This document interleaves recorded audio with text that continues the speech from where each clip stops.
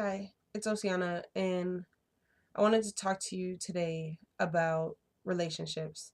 And the reason why this came up is because I was talking to my daughter yesterday, and this one boy that really likes her at school, he finally got up the nerve to, ask her for her phone number. She kind of likes him too, but he was being kind of silly, and he was like, "You need to give me your number," and she was like, "No." She was like, "You're being rude." And so he walked away, and then he came back and asked again, and she was like, "Okay." And then he walked away.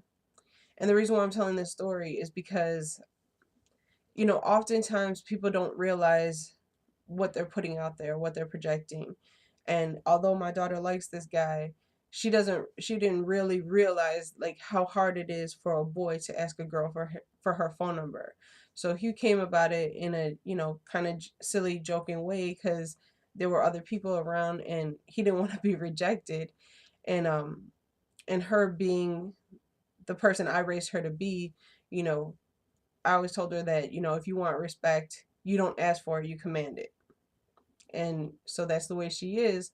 But also, she needs to understand that, there's a time and place for everything, and you need to understand the other person's position. And one of the things that, I know I've mentioned to you in the past in my blog post is, the fact that I got, divorced. I was divorced before. And it really was one of the hardest times in my life, especially being adopted, to give up on the family, this family ideal that I guess I had in my head. And I want to be very clear and tell you guys that my home life, my adopted life was great. Like, on the real, like, I don't go through my day thinking about the fact that I was adopted. My parents were there for 110% for me. Um, and so that wasn't it. It's just being adopted, living in Chicago where there's really no other people here like me. I had my sister, but it's hard feeling like you're kind of alone in the world. Like, and that's kind of how I felt. I kind of felt just alone. And I had this relationship, had two kids, we got married. Um, and I was telling her, you need to be aware. I was telling my daughter, you need to be aware of other people's feelings because one of the things that came up in my mind was the fact that we would, me and my ex-husband, we would go through like these really hard times, and it would be like he would wait until like right before my breaking point to then tell me that he loved me.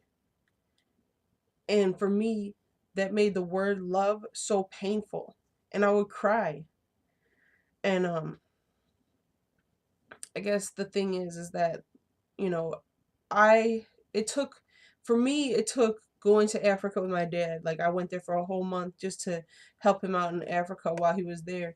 And I just had whole days to just kind of meditate on my situation, watching hippos play in the Zambezi River. It's crazy. Seeing elephants and their families, and just looking at that and being like, you know what, that elephant family, that is what I want in my life. Like, those elephants care about their family. It's crazy. If you guys ever have an opportunity to see it firsthand, I encourage you to do so. Um, but it wasn't until that point, that I could really let things go. And what I want to tell you guys, and what took me so long to realize, is that number one, you always have a choice. Number two, if you're not happy, 9 times out of 10, he's not happy. 9 times out of 10, the kids aren't happy. And so it took me a lot to get out of that mind frame that, I needed to have this family unit just because me and him had kids together. And I let it go, and amazingly I met the love of my life, and it's been crazy since then. Like, the things that we've done, the things that we've accomplished together, but most importantly, the biggest thing that has changed in my life is the fact that I get to show my kids every day what love looks like. And not any kind of love. I'm talking about true unconditional love. And I just want to put that out there, and I hope that you're listening. And I hope that, if you're anywhere near the same situation I was, that you really look at that and examine it, because, there's that saying, it's cheaper to keep her, right? Or cheaper to keep him, however you want the saying to go. But what is the price of your happiness? That's my question. What is the price of your happiness? Because for me, there's no price for my happiness. My happiness is paramount and will always come first. And I hope you choose the same. I'll see you next time. Bye.